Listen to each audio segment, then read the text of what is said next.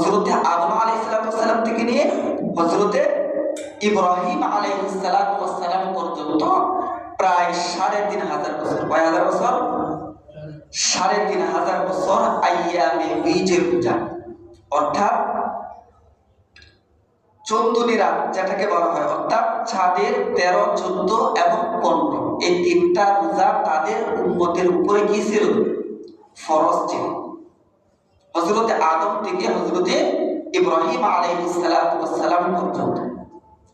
এরপরে হযরতে ইব্রাহিম আলাইহিস সালাম থেকে নিয়ে হযরতে মুসা আলাইহিস সালাম পর্যন্ত প্রায় 1350 বছর, আনুমানিক প্রায় 1350 বছর জিলহজ মাসের 1 থেকে 10 তারিখ পর্যন্ত, 1 থেকে 10 তারিখ পর্যন্ত পুরো এই 10টা রোজা ফরজ ছিল।